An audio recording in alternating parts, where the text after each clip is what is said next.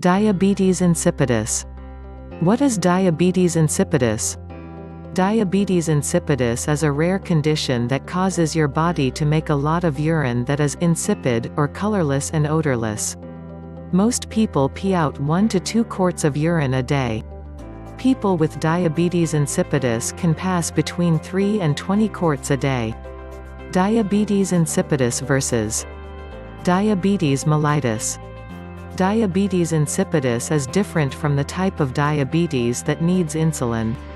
Despite the similar names, the only things these two have in common is that they make you thirsty and make you pee a lot. If you have diabetes insipidus, the hormones that help your body balance liquids don't work. Only 1 in every 25,000 people gets this condition. With diabetes, also called diabetes mellitus, your body can't use energy from food like it should. It's far more common. Around 100 million Americans have type 1 or type 2 diabetes. What causes diabetes insipidus? Your body makes a substance called vasopressin. It's made in a part of your brain called the hypothalamus and stored in your pituitary gland. It tells your kidneys to hold on to water, which makes your urine more concentrated. Vasopressin is also called antidiuretic hormone, or ADH. When you're thirsty or slightly dehydrated, vasopressin levels rise. Your kidneys reabsorb more water and put out concentrated urine. If you've had plenty to drink, vasopressin levels fall and what comes out is clear and diluted. When your body doesn't make enough vasopressin, the condition is called central diabetes insipidus. If you make enough but your kidneys can't respond to it, you have nephrogenic diabetes insipidus. In either form, the result is the same. Your kidneys can't retain water, so even if you're dehydrated, they'll put out a lot of pale urine. Types of diabetes insipidus. Central diabetes insipidus. You get this when damage to the hypothalamus or pituitary gland disrupts your body's ability to make or release vasopressin. Your kidneys remove too much fluid from your body, and you pee more. Damage to the hypothalamus or pituitary gland can result from a tumor, head injury, infection, inflammation, surgery. Central diabetes insipidus can also happen if your parents passed down to you a defect in the gene that makes vasopressin, though this cause is rare. In some cases, doctors can't find the cause. Nephrogenic diabetes insipidus. You get this when your kidneys don't respond to vasopressin and take too much fluid from your bloodstream. We don't always know what brings on nephrogenic diabetes insipidus, but some causes include blocked urinary tract, chronic kidney disease, changes to genes that prevent the kidneys from responding to vasopressin, high levels of calcium in your blood, low levels of potassium in your blood, some medications, like lithium. Dipsogenic diabetes insipidus. This type happens when your body has problems controlling thirst. When you drink, the liquid lowers the amount of vasopressin your body creates while making you pee more. Causes include damage to the hypothalamus or pituitary glands from a tumor, head injury, infection, inflammation, surgery.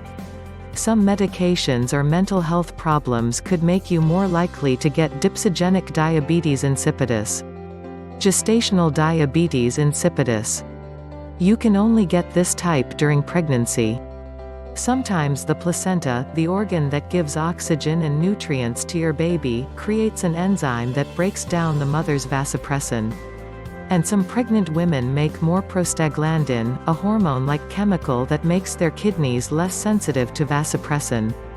Most cases of gestational diabetes insipidus are mild and don't cause noticeable symptoms.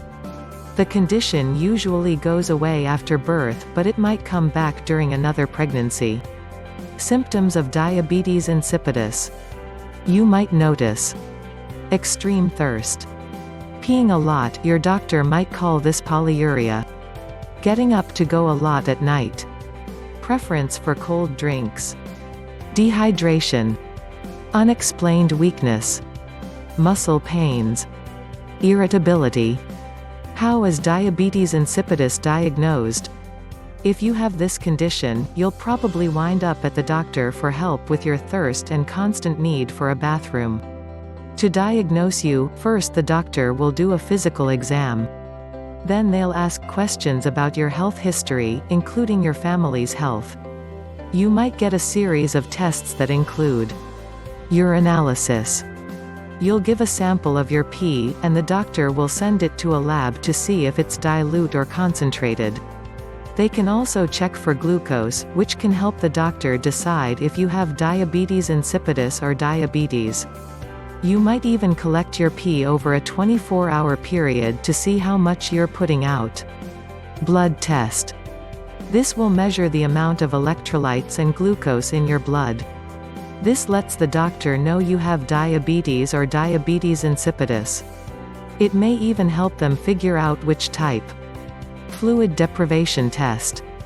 This measures the changes in your body weight, blood sodium, and urine concentration after you don't drink anything for a while. If your blood sodium or concentration levels rise way above normal and your urine concentration is low, you probably have diabetes insipidus. There are two types. Short-form fluid deprivation test. You stop drinking for a short period. You collect a sample and tack it back to the doctor, who sends it to the lab. Formal fluid deprivation test. You'll have this done in a hospital so doctors can make sure you don't get dehydrated.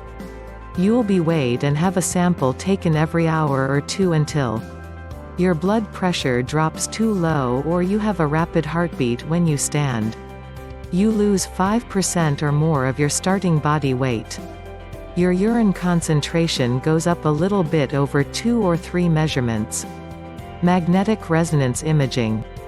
This test takes detailed pictures of your internal organs and soft tissues.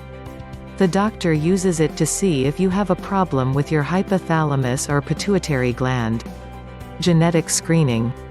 Your doctor may suggest this type of test if your family members have had problems with making 2M. Diabetes insipidus treatment. First, the doctor will tell you to drink plenty of fluids. That will replace the constant loss of water. Central diabetes insipidus. You'll take medications like desmopressin, DDAVP, or vasopressin, pitressin. It usually comes as a nasal spray. There are also treatments to help these drugs work better. Nephrogenic diabetes insipidus can be harder to treat. If it's caused by a drug, stopping the medicine helps. Other medicines may improve the symptoms. These include indomethacin, indocin, and diuretics like amiloride, modiuretic 5-50, or hydrochlorothiazide, microzide. Though diuretics typically make you pee more, in this case they help you make less urine. Sometimes it goes away if you treat the cause. Dipsogenic diabetes insipidus. There isn't an effective treatment for this condition. Suck on ice chips or sour candy to help moisten your mouth, boost saliva flow, and lower your desire to drink. If you wake up to pee several times a night, a small dose of desmopressin at bedtime might help. Gestational diabetes insipidus. You can take desmopressin while you're pregnant. Your problems should go away after you have the baby. Complications of diabetes insipidus. If you don't keep your diabetes insipidus under control, you might be more likely to get complications like dehydration. Diabetes insipidus makes it hard for your body to hold on to water. It's easy to get dehydrated. If you have diabetes insipidus, watch out for signs like dizziness or lightheadedness, headache, dry mouth and lips, sunken features like your eyes, confusion and irritability, electrolyte imbalance. Electrolytes are minerals in your body with a tiny electric charge. When you lose too much water, your electrolyte levels can go up. When this happens, you might notice a headache, Feeling tired all the time, fatigue. Irritability. Muscle pain. Less sleep. Diabetes insipidus can lead to nocturia, a medical name for waking up in the night to pee. The result, a less restful night. How serious is it? Diabetes insipidus doesn't cause kidney failure or lead to dialysis. Your kidneys still do their main job, which is to filter your blood. But you will be more prone to dehydration. Make sure you always have something to drink close by, especially when it's hot or when you exercise.